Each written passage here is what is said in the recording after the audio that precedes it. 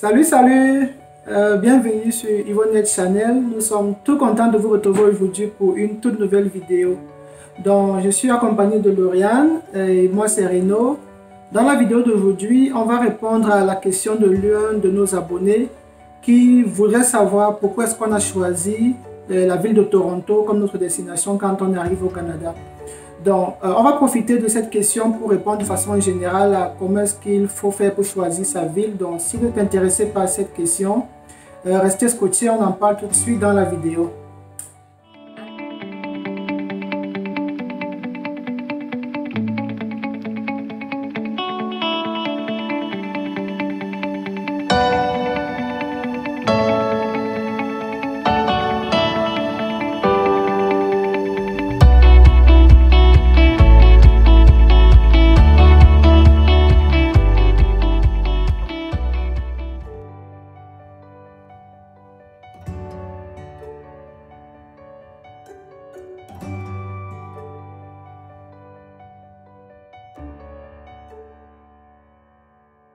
Alors, à la question pourquoi Toronto, on a comme ça regroupé, on a organisé ça en plusieurs sous-titres. La raison de notre choix, la raison pour laquelle nous n'avons pas changé une fois à Toronto, et s'il fallait refaire, est-ce que nous choisirons encore Toronto, les perspectives à long terme et notre conseil pour tous ceux qui se retrouvent dans ce dilemme-là de choisir la province dans laquelle ils vont résider. Ok, donc commençons tout de suite par la raison de notre choix. Pourquoi est-ce que nous on a choisi Toronto?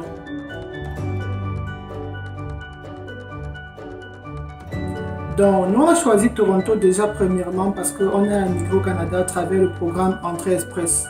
Et pour ceux qui savent, Entrée Express est le programme de sélection des travailleurs qualifiés qui couvre toutes les provinces du Canada en dehors du Québec. Donc, ayant immigré par le programme Entrée Express, on n'avait pas d'autre choix que de choisir l'une des provinces ou l'une des villes dans ces provinces-là en dehors de la province du Québec. Donc, même si on voulait aller à Québec City ou à Montréal, on ne pouvait pas malheureusement. Donc, ça, c'était l'un des éléments qui a motivé le fait qu'on soit obligé de choisir une des villes du reste du Canada en dehors de la ville du Québec. La prochaine raison qui a été sur notre liste, c'était les opportunités d'emploi. Donc, pour tous ceux qui le savent, Toronto, c'est une ville, je vais dire, à opportunité. Il y a beaucoup d'opportunités d'emploi ici. Je vais dire au Canada en général, mais spécialement à Toronto, parce que beaucoup d'entreprises sont basées à Toronto. Donc, ce qui fait que des personnes qui sont au début de leur carrière peuvent facilement trouver des opportunités, souvent de travailler pour des compagnies, je vais dire entre guillemets de renom ou des compagnies internationales. Donc, ça a été une des raisons majeures pour laquelle nous avons choisi Toronto. Ok, donc juste pour ajouter un peu d'eau au moulin de Lauriane, Toronto est pour le Canada ce que par exemple Douala est pour le Cameroun. Donc, pour ceux qui connaissent la ville de Douala, c'est vraiment le poumon économique du Cameroun. Ou alors une ville comme Abidjan en Côte d'Ivoire, ou la ville de Paris pour la France. Donc Toronto est exactement vraiment le poumon économique du Canada. Il y a toutes les entreprises, il y a tellement d'opportunités d'affaires, de travail, etc. Donc, l'autre raison qui a aussi motivé notre choix de venir à Toronto, c'était parce qu'on y avait déjà de la famille et des proches. Donc, ayant la famille et des proches dans une ville, ça facilite quand même le processus d'intégration parce que dès qu'on arrive, on a le support, ils peuvent vous dire, voilà, tu peux aller à tel endroit pour faire telle chose, voici comment les choses fonctionnent ici, donner des conseils, apporter du soutien émotionnel et tout. Donc, c'est un élément qui a favorisé notre choix de dire, ok, allons plutôt à Toronto parce qu'au moins là-bas on a des gens qu'on connaît. C'est vrai qu'on avait aussi des gens qu'on connaissait à Québec City ou à Montréal, mais comme on a dit, on ne pouvait pas aller là-bas parce qu'on était déjà limité par le programme qu'on avait choisi. L'autre raison majeure, une des raisons majeures, c'est que nous étions bilingues et nous cherchions une province qui devait mettre en exergue ce bilinguisme.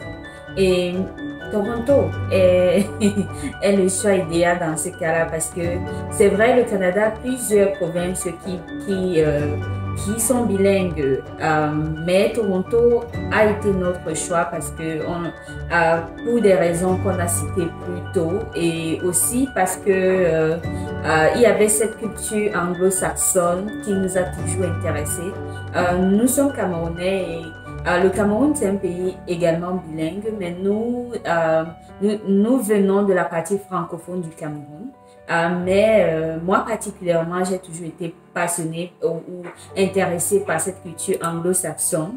Donc, puisque le Canada est également bilingue, quand il fallait venir et il fallait choisir, bon, on s'est dit, si on a le choix, pourquoi pas choisir une province non seulement qui nous permettent de mettre en exergue le français que nous pratiquons déjà, mais qui nous permet aussi de bénéficier de cette culture anglo-saxonne-là. Ok, that's right. Donc, on va passer au deuxième point qui est pourquoi est-ce qu'on n'a par exemple pas choisi de changer de ville ou de province une fois qu'on est arrivé au Canada.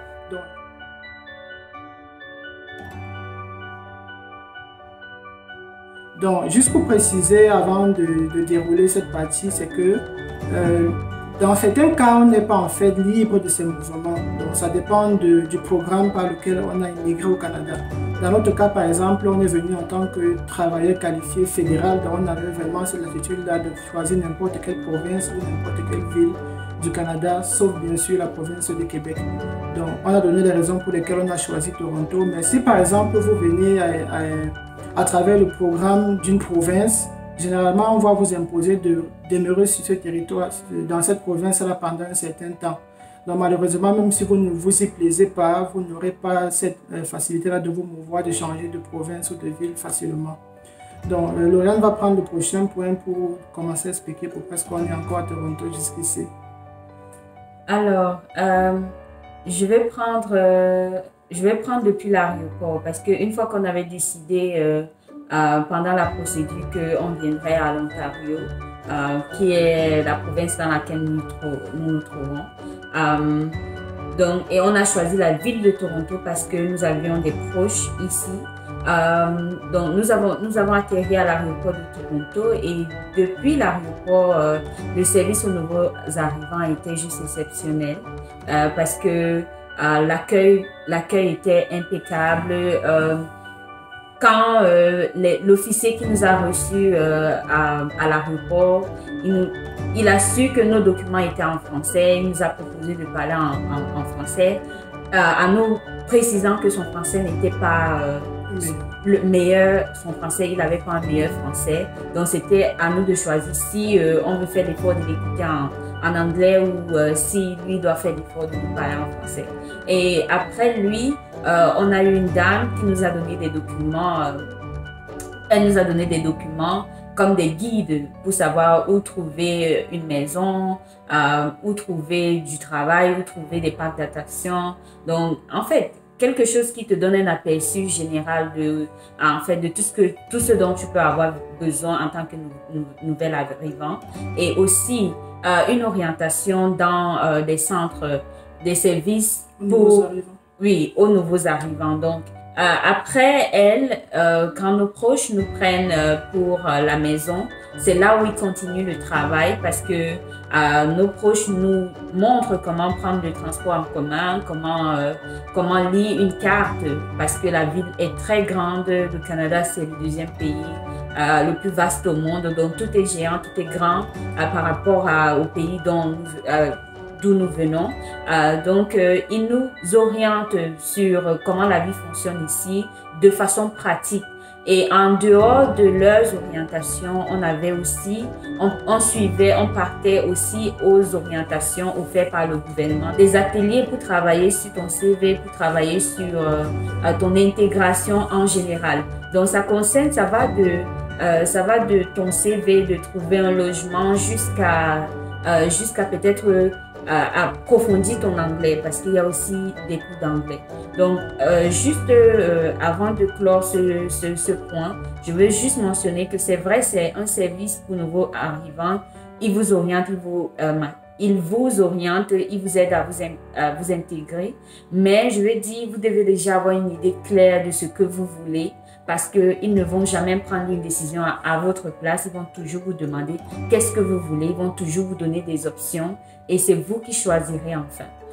Pour moi, personnellement, j'ai beaucoup plus ressenti l'apport de nos proches, vraiment beaucoup plus que ce que les centres d'assistance aux nouveaux arrivants nous ont apporté. Je crois que je comprends mieux la raison pour laquelle, pour eux, lors de la procédure, si tu as la famille au Canada, ça compte pour des points en plus parce qu'ils savent qu'effectivement, ils sont d'un apport capital dans l'intégration. Effectivement.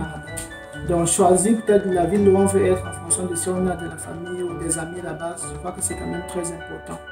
Et aussi, l'une des choses qui nous a vraiment fait rester à Toronto, c'est qu'on a eu la facilité à trouver le travail dès qu'on est arrivé. Donc, pratiquement 2 ou 3 semaines quand on est arrivé, on avait déjà quand même trouvé nos premiers emplois, ce qui fait qu'on n'a pas eu ce challenge-là que les gens ont souvent, parce que quand on entend souvent les gens qui ont changé de province ou de ville, c'est parce qu'ils n'avaient pas d'opportunité là où ils se trouvaient. Ils se sont dit, ok, peut-être qu'en allant ailleurs, je peux avoir plus d'opportunités par rapport à mon domaine de compétences, par rapport à mes études. Donc, nous, on n'a pas eu ce challenge-là.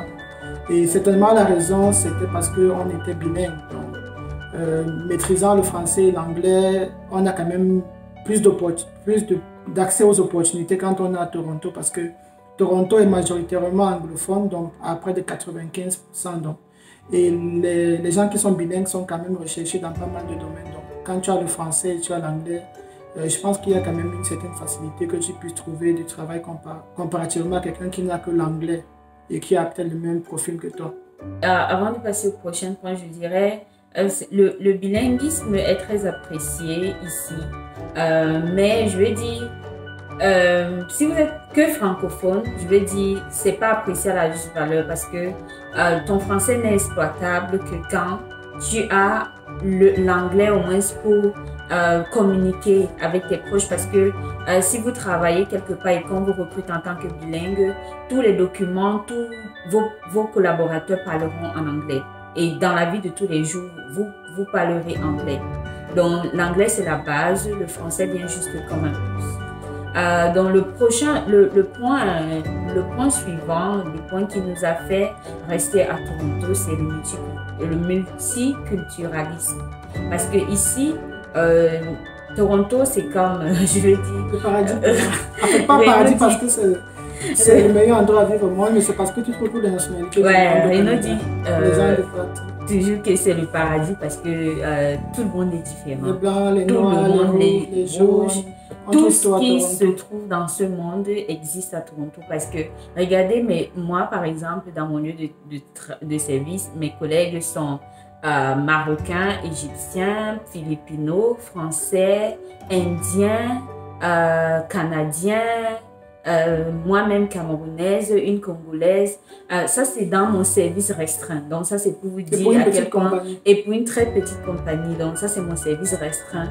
Donc, maintenant, éloigné, chinois et tout, américain, vraiment, c'est toutes les nationalités. Et pour moi, l'effet intéressant avec ça, c'est que rencontrer une nouvelle nationalité, c'est comme voyager. Oui, voyager à travers cette personne. Parce que c'est fou. Parce que des fois, on arrive au supermarché, on lui demande, mais qu'est-ce qu'on fait avec ça? Parce que quelque chose que chez nous, on n'utilise pas, on jette. Presque. Ça se vend ici et c'est quelque chose de très cher à quelqu'un dans sa culture. Et c'est comme waouh, parce que, et même les restaurants, c'est que quand tu vas au centre commercial, ce qu'on appelle mall aujourd'hui, il y a des cuisines, je veux dire variées ici, il y a thaïlandais, chinois et tout, caribéen, arabe, donc c'est vraiment... Il y a la diversité. Oui, il y a la diversité. Et du coup, on se sent moins seul, on se sent moins particulier parce que... On ressent moins les problèmes comme le racisme. Le racisme est diminué parce que tout le monde vient avec son complexe, si je peux dire ça comme ça. Et chacun essaye en fait, de se fondre dans la masse, quoi. Parce que quand tu arrives, tu te dis, oh, mon anglais n'est pas au top, je parle pas très bien anglais, l'anglais, je suis pas trop comme ça. Et bah, quand tu rencontres un Indien ou un Chinois, il parle pas assez, il ne parle pas beaucoup d'anglais.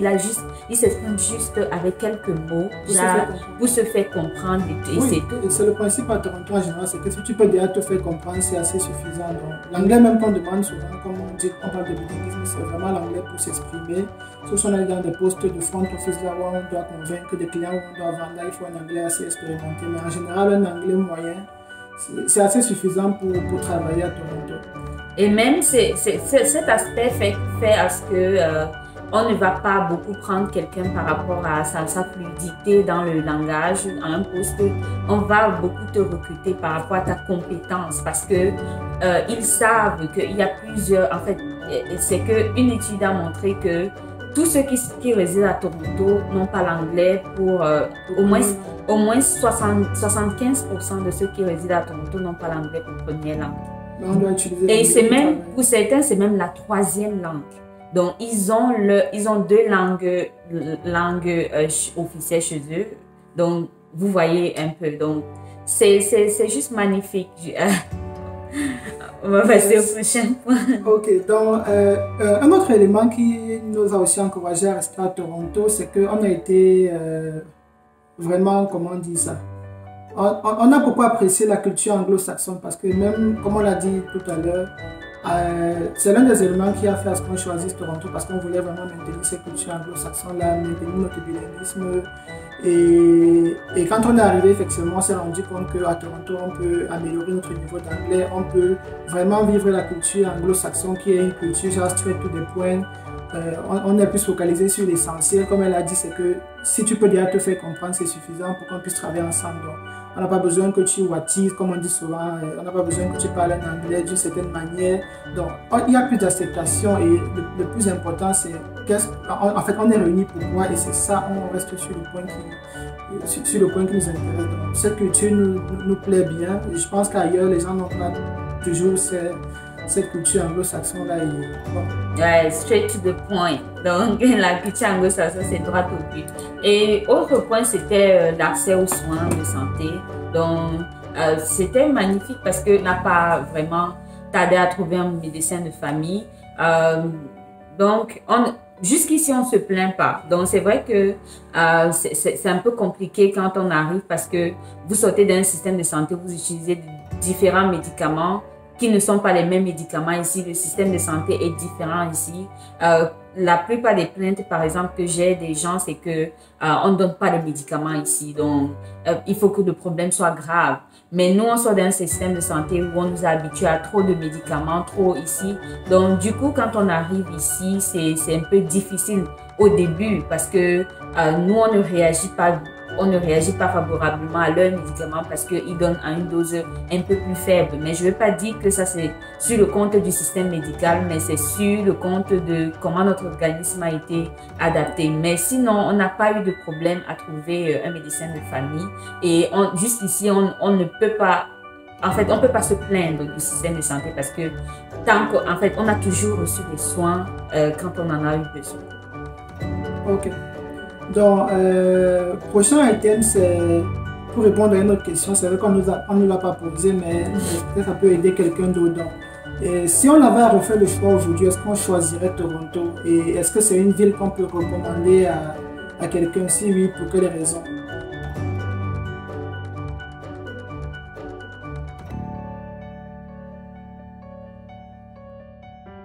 Mais il n'y a pas que des points positifs à Toronto quand même. C'est vrai qu'on est encore là, mais peut-être qu'on va bientôt finir, je ne sais pas. Le dernier point positif, c'est qu'il fait moins froid à Toronto.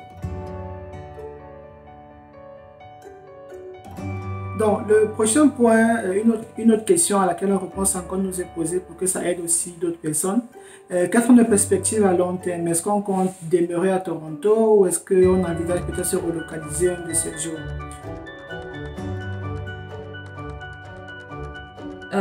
En fait, comme Renaud le dit, il ne faut pas venir choisir une ville juste par mimétisme, juste parce que vous avez vu des gens qui ont choisi cette ville.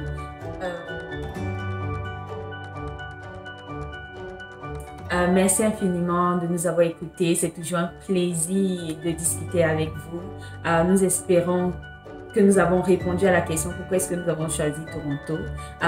Si vous avez des questions sur lesquelles vous aimeriez que nous débattions, mettez en commentaire. N'oubliez pas d'aimer la vidéo, de vous abonner, de partager les contenus de notre chaîne. Et nous vous disons merci infiniment et à bientôt. Au revoir.